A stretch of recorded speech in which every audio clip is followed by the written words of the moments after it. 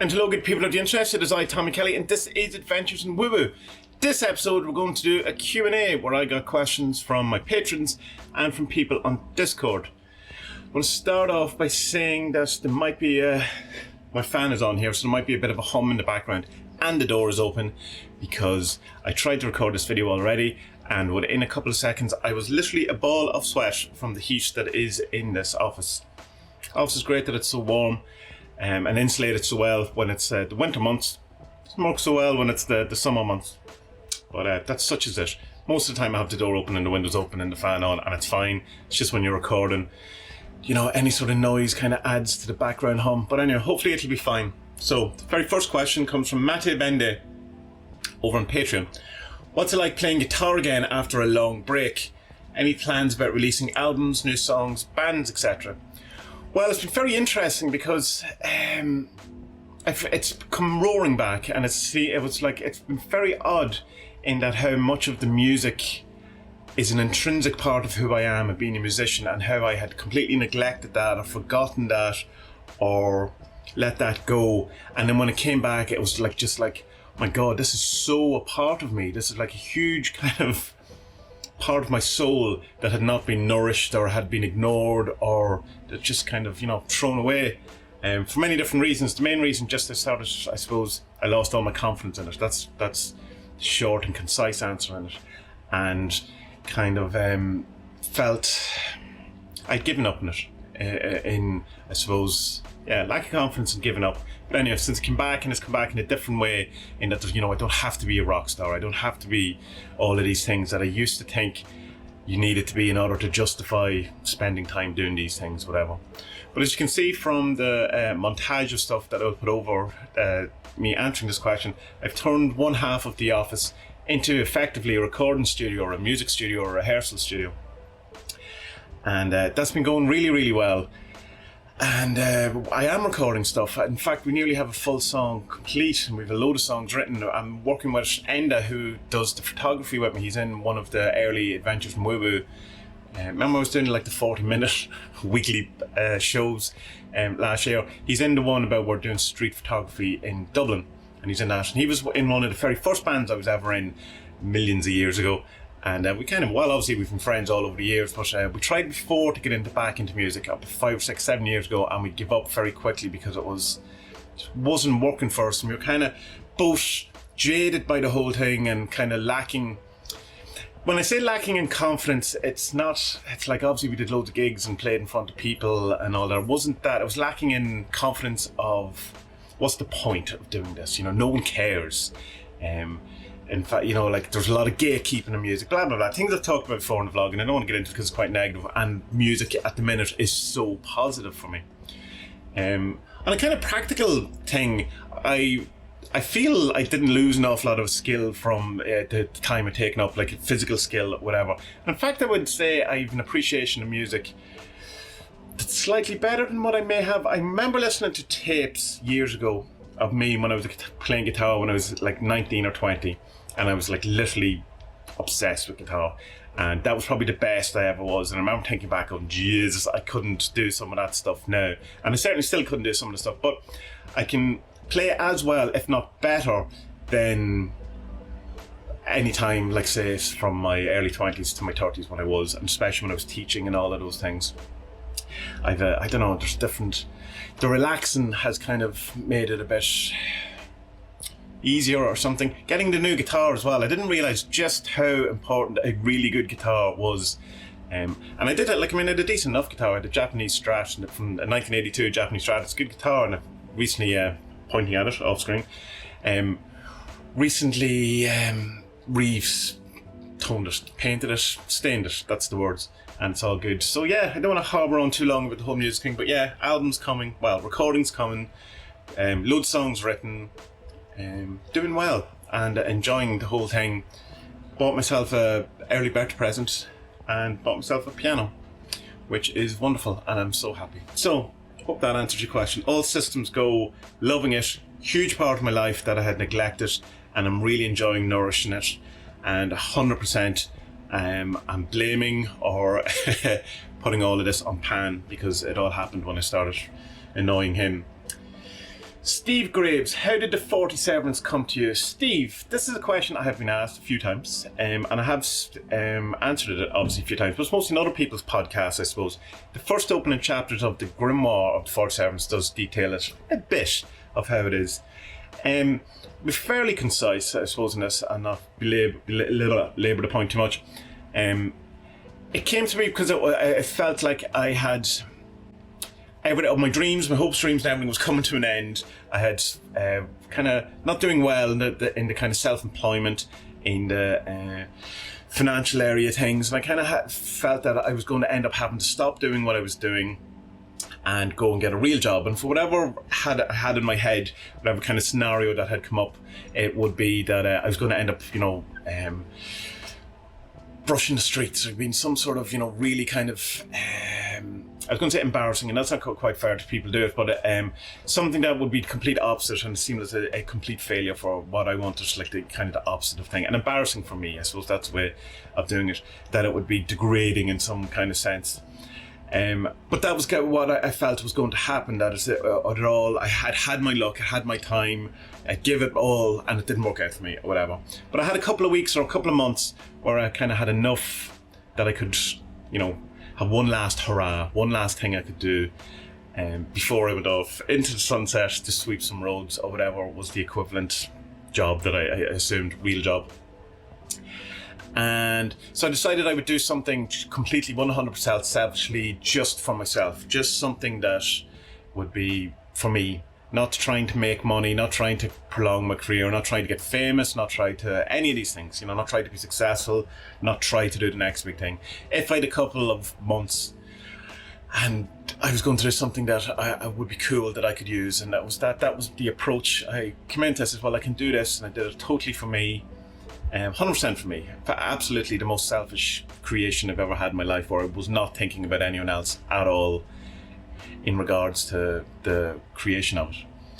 And it was just my aesthetics, what I thought was cool, what I needed, what I wanted around me, what I wanted to work with, what I felt was right, kind of conglomeration of all the different ideas and things that I had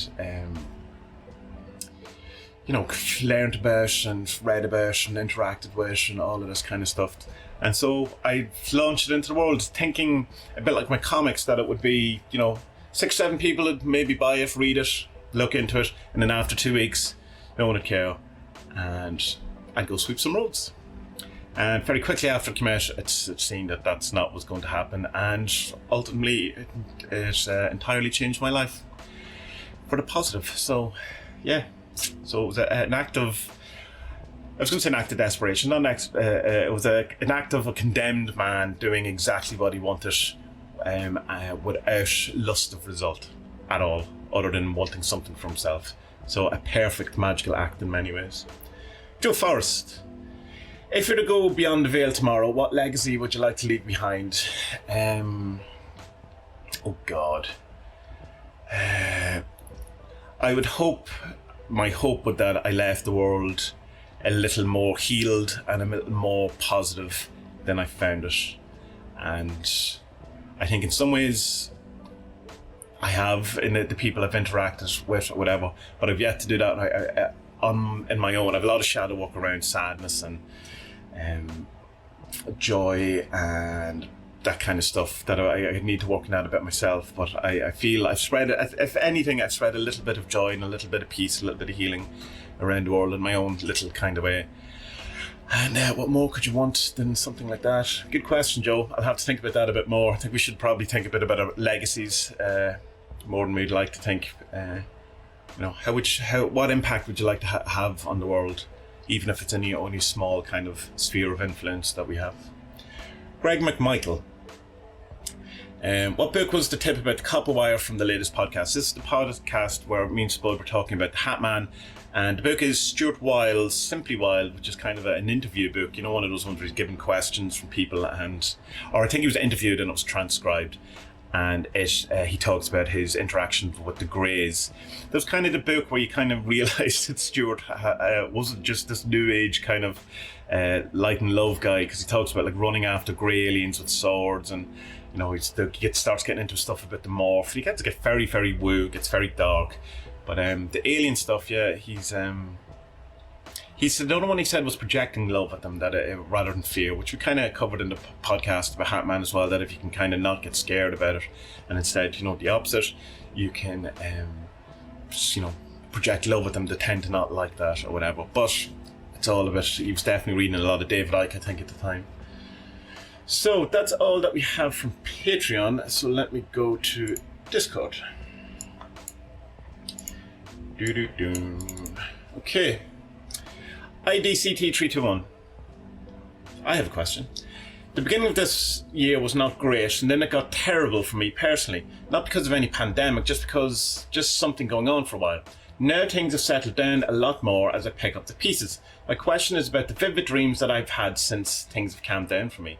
They're always about the same themes and issues, and I believe I need more info because I feel I need to finish up some business, and none of it is good for the other parties. Should these dreams, persist? Do I act on them or wait for more instructions? That's as short as I can make it without sounding stranger than I need to be. I think you should take heed of your dreams to a point. I don't think you should, any of these things, say divinations, dreams, or any of those things, you shouldn't let them rule your life and make decisions for you. It's feel or think of them all as just information or conversation or advice from a friend rather than the word of God. Because remember, dreams are still part of your psyche, still part of your thing. While they may have a different perspective, it's still somewhat your perspective or whatever. That all said, if you are getting persistent dreams and themes, do pay attention to them and do, if you can, act on them if it seems reasonable. Rather than, if your dreams say kill all your friends, don't kill all your friends, but if your dream says that you should probably talk to your father again after you have not spoken to him in 20 years, perhaps you should look into that a bit more. But again, if it's a reasonable request, now of course there'll be bits comes up around just that it might, what is reasonable? Does it, if it's hard, you should still do it, but if it's tough for you, or it kind of widens your horizons or takes you out of your comfort zones, that's it still could be under the banner of reasonableness. It's just don't be one of the mad people, don't be one of the crazy people who goes, it told me in a dream, to, I don't know, set fire to the Empire State Building or whatever it is. Don't do that, I don't know. If I get recurring dreams, I'll pay attention to them, try and find out what they mean. An awful lot of the time they don't mean anything and they don't seem to lead anywhere, and I don't know if that's just me missing the point, not getting the point, or whether that just seems to be the case sometimes. Same way it happens with magic, and I've mentioned this to Spud in the podcast a lot, particularly when we were talking about Helio, that there's this kind of seems to be a thing in magic where there's a huge build-up towards that seemingly an end point that never comes. And I often wonder, is the kind of part from it being like a trickstery type thing, but is it that an awful lot of the things aren't necessarily for our benefit or for us, that they're for maybe possibly other things, or as I say, we've missed the point. But let me know how you get on. Jason, do you think that practice and being experienced in pulling larger amount of energy around make much difference, or is a novice just as capable as a veteran as far as manifesting with a sigil, god bothering, etc., assuming to follow the same methods? I think it's practice is definitely a thing. I think experience is definitely a thing. In all things, so it has to be a case in magic too as well. The thing about energy, I don't know, because I have a somewhat energetic model of the universe, somewhat, but I don't go the full way.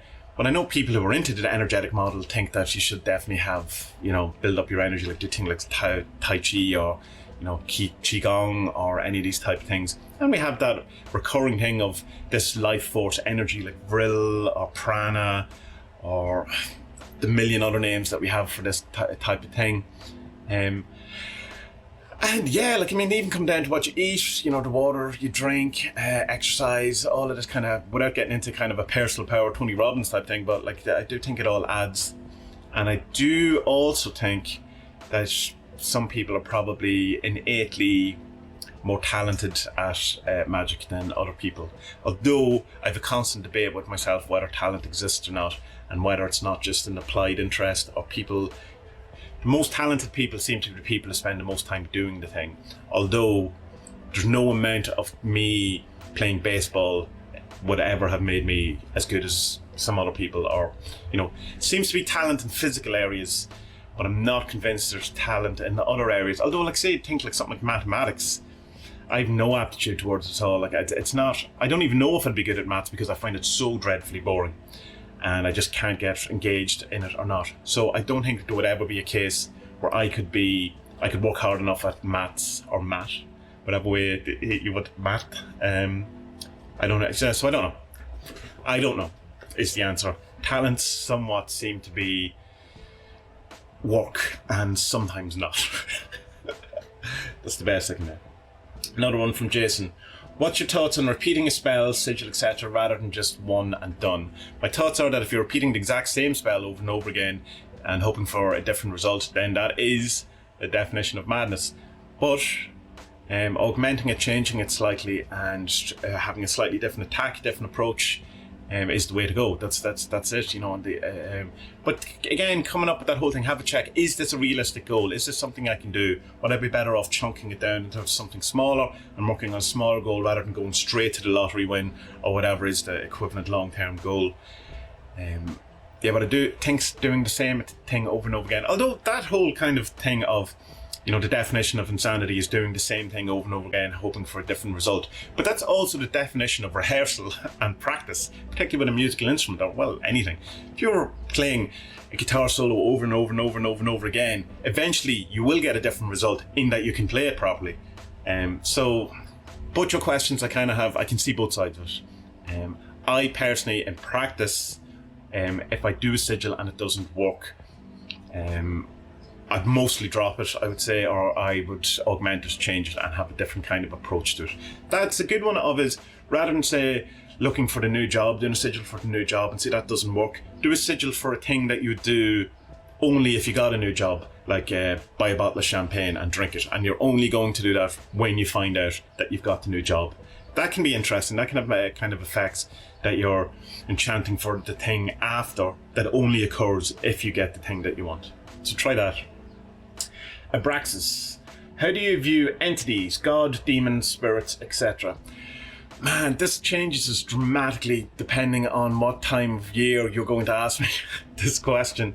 At the minute, I'm in an extremely skeptical outlook on life, almost a non-magical outlook, but not because I can't not have a non-magical outlook. But it's just kind of the pandemic and the pandemic and the mainstream of conspiracy and people just talking shit and making up stuff and, you know, deciding things are true, and how you just realize how people are, and I'm a person, and so I'm including myself, I'm not just pointing fingers, how easy it is for us to believe stuff and, you know, to work out stuff or to get caught up in stuff that's probably not true, and just be really careful about the woo, because, and this thing I was talking about in Spud a couple of weeks ago, and I don't know what it was one of the ghost hunting things, and he was saying like it's that I seem like, you know, he's the kind of believer and I'm the kind of a skeptic. My answer is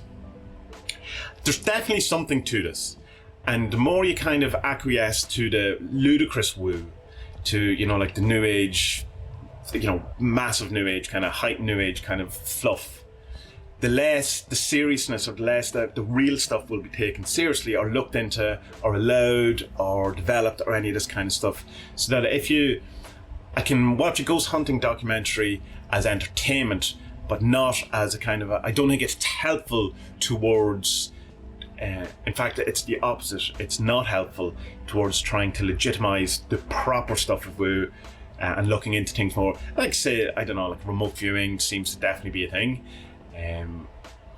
Seems to be, you know, consciousness definitely seems to affect reality in many different ways. And yeah, but it's kind of got to the point where I'm super skeptical about everything at the minute, and that's just the phase I'm going through. And rather than trying to not, you know, kind of force it or whatever, just kind of letting it go and let, you know, being part of it and just say, okay, that's where I am at the minute. That all said, I do believe in hierarchies, and it's, you know, it's plain and simple that the likelihood of us being the most intelligent thing in the universe is very slim. And so therefore, if there is higher intelligence in the universe, why not gods, why not entities, why not demons, angels, all of these things. So in principle, I think they could exist. Whether or not they do exist, I don't know. I have no concrete experiences of anything other than my own head.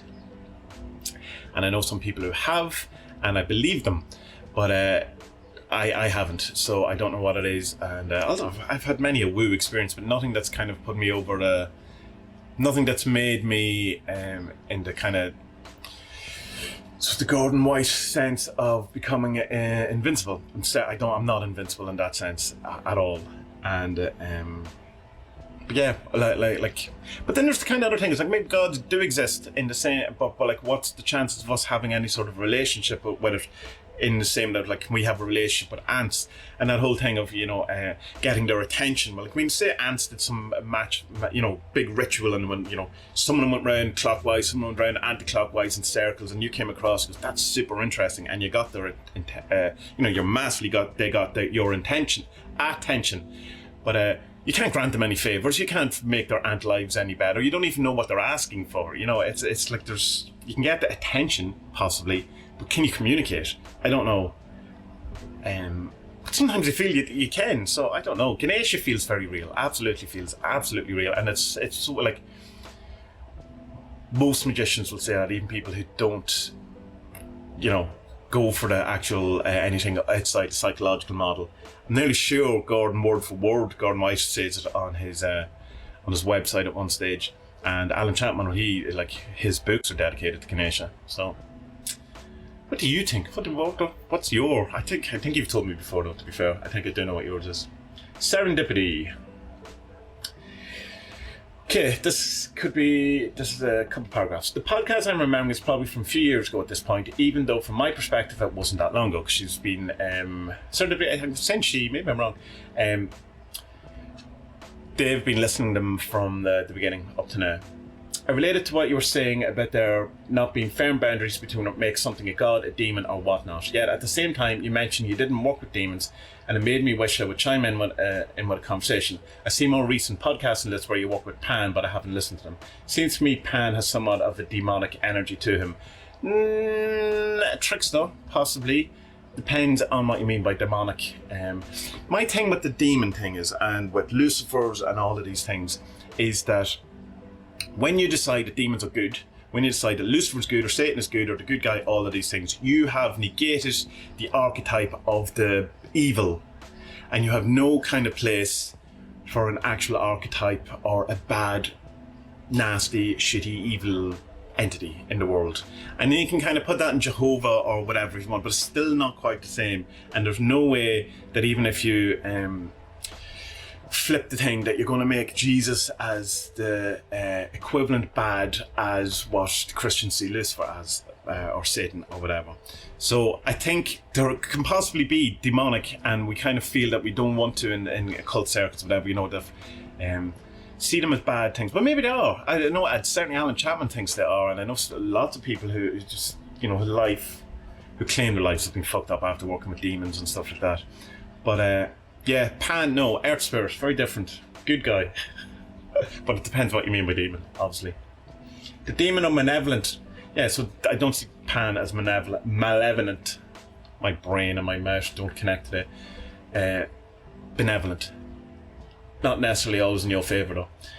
Spirit thing has been of interest to me. In a lot of the material I'm reading, there are so many warnings, yet reading accounts you see wildly variable experiences. My own work is leading me to observe that this malevolence or danger of certain categories of entities might all be based on that practitioner's state of mind. Now, I would agree with you when it comes to servitors and all that kind of stuff, of things getting out of hand, you know, the poltergeist activity and the lives falling apart and all that stuff. 195% definite that that's to do with the state of mind of the practitioner, because it mostly feels like, to me, in my experience, that people who have those experiences already exist in a chaotic type existence anyway, where that stuff happens. If you have self-loathing, deep shame, rage, guilt you struggle with, I could see how such entities I observed and could wreak absolute havoc. I totally agree, absolutely agree. And it all comes down to whether you think demons are outside of your own mind or not, which again, I'm unsure, I'm not convinced. Crowley in his early days said they were part of your mind. He changed his mind later. So what did he learn in the meantime? But if you're in general place of self-love and agape, these baser entities don't seem truly scary to me. They just seem to have entities with more human-like qualities, which, just like human relationships, can be quite helpful if you're a good place going into the relationship. Warning there though, because you can kind of get into a kind of a safe place where you think, oh, everything's good or whatever, and you kind of forget that there is going to be people and entities and things out there, let's assume that they exist for the moment, that will not have your best interest in heart and know how to deceive you and know how to make you feel comfortable in the same way humans can, and can, if they have a different perspective, can certainly see how to manipulate you. So be aware of that at all times. Not to be, watch out for that demon behind your head or that kind of stuff, but yeah, just, skeptical at all times. Like, sometimes you benefit from a wise, enlightened teacher or guide. Other times you need a drinking buddy to share some perspective with and embark on some shenanigans that may not strictly be best for you. But you want to go for the ride anyway. But if you're in a hella toxic place, these kind of perspectives are indeed in the danger zone. Yeah, no, I see your point. Absolutely. A lot of the kind of magic experiences seem to be reflections of our inner world, and that seems perfectly reasonable and, a good kind of approach to take, with the caveat that maybe there is big bad things out there that do not have your interests at heart, and that know how to manipulate and get what they want, as seems to be how stories tell classically.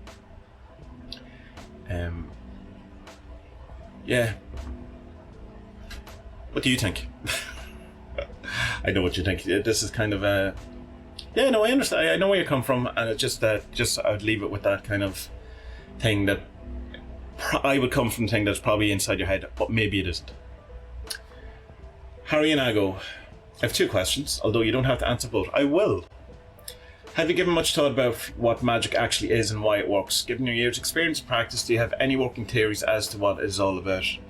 And changes, consciousness affecting some sort of